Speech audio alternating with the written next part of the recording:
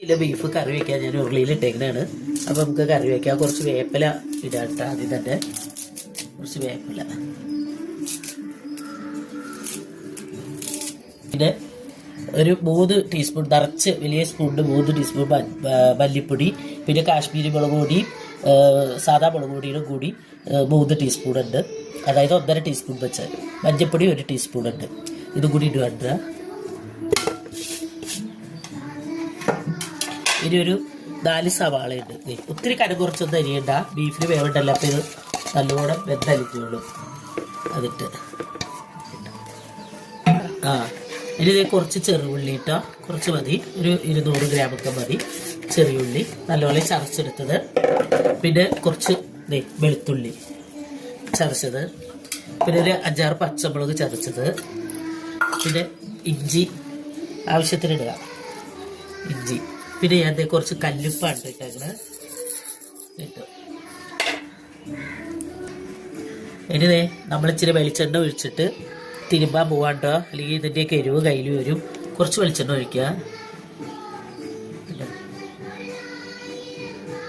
കുറച്ച് അധികം കേട്ടോ. എന്നിട്ട് നന്നായിട്ട് തിരുമ്പും.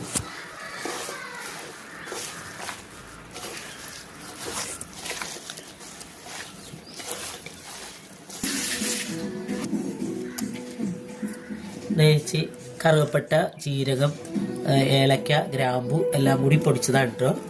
ഇതും കൂടി ഇട്ട് ഒന്നും കൂടി തിരുമ്മിയിട്ട് നമുക്ക് അടുപ്പയിലേക്ക് വയ്ക്കാം.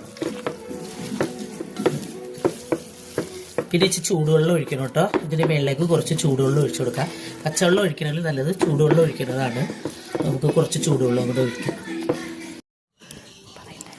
അപ്പം നമ്മൾ പുറത്തടപ്പത്താണ് ബീഫ് വയ്ക്കണത്. കാരണം ബീഫ് ഇങ്ങനെ ഉരുളിയിലിരുന്ന് വെന്താലാണ് അതിനൊരു ഇത് കിട്ടുള്ളൂ.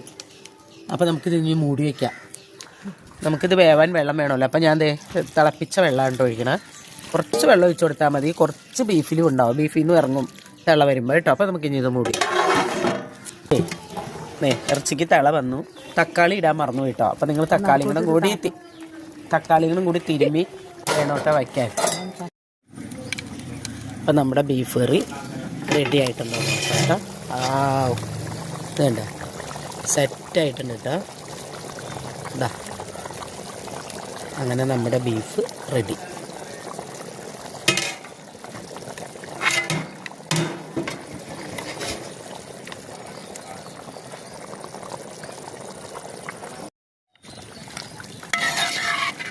പാകമായിട്ടുണ്ട്, നന്നായിട്ട് വെന്ത് നല്ല കുറുകി കണ്ട.